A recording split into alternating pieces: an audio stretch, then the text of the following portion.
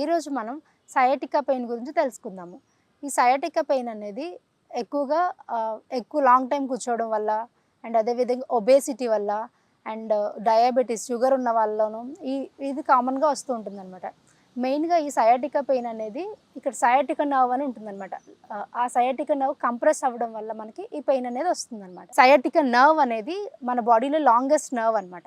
So, ఇది lower back నుంచి hip and thighs up to the toes వరకు extend అయి ఉంటుంది మనకి. సింపుల్‌గా చెప్పాలంటే in medical terms lumbar to sacral వరకు మనకి ఎక్స్టెండ్ అయి ఉంటుందనమాట.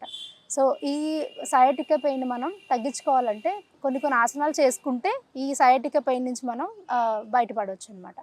సో, ఆ ఆసనాలు ఏవైతే ఉన్నాయో అవి మీకు నేను చెప్తాను ఇప్పుడు. సో, ఇప్పుడు మనం రాజు కపోతాసన చేద్దాం. రాజు కపోతాసన ఏంటంటే ఫస్ట్ మౌంటైన్ పోజ్‌లోకి వెళ్ళాలి ఇలా.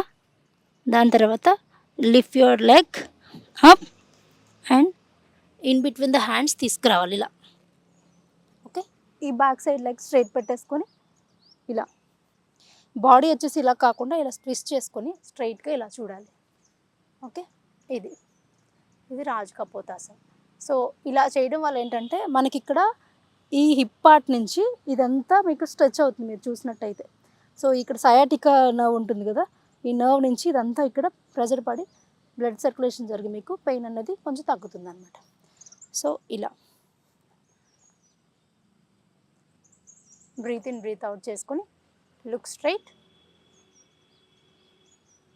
And release. వెళ్ళేటప్పుడు జస్ట్ ఇక్కడ సపోర్ట్ తీసుకొని ఈ లెగ్ ఇలా తీసుకొని ఇలా అండ్ నార్మల్ చైర్ పొజిషన్ ఇంతే.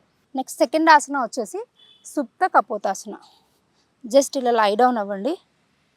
లై డౌన్ అండ్ లెగ్స్ ఇలా దగ్గరకు తీసుకొని రైట్ లెగ్ వచ్చేసి ఇలా ఫోల్డ్ చేసుకొని పెట్టుకోండి.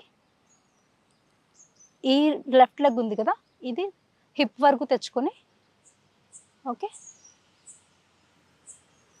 జస్ట్ లెఫ్ట్ హ్యాండ్తో ఇలా హోల్డ్ చేసుకొని ఈ హ్యాండ్ ఉంది కదా right hand in between the legs ఇలా తీసుకొచ్చి జస్ట్ ఇలా కంప్రెస్ చేసుకుంటూ ద చెస్ట్.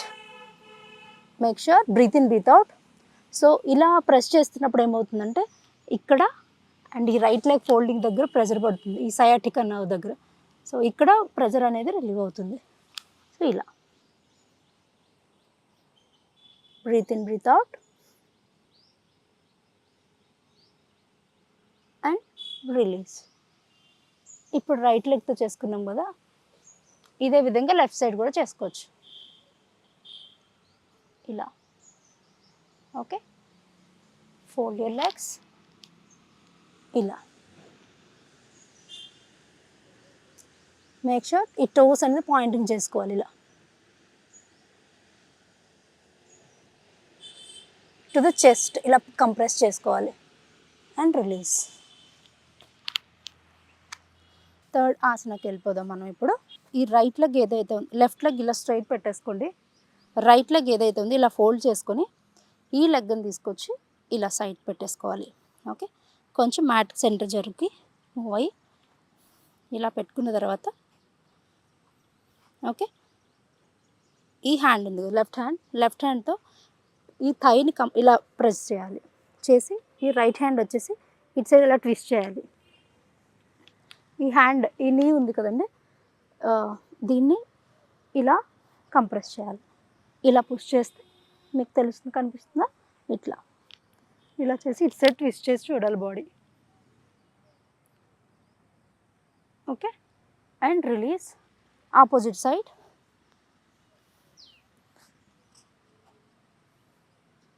నెక్స్ట్ ఇలా ఈ లెఫ్ట్ లెగ్ ఇటు సైడ్ పెట్టేసుకొని స్లోలీ విత్ యువర్ రైట్ ఇలా పెట్టుకోవాలి. ఇలా పెట్టుకొని ఇంతే ఇక్కడ ఇలా పెట్టుకొని సైడ్కి ట్విస్ట్ చేయాలి.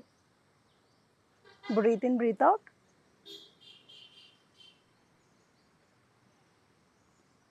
And relax. చూసారు కదా ఫ్రెండ్స్, ఇప్పుడు మనం సయాటికా పెయిన్ని తగ్గించడానికి గల ఆసనాలు చెప్పాను.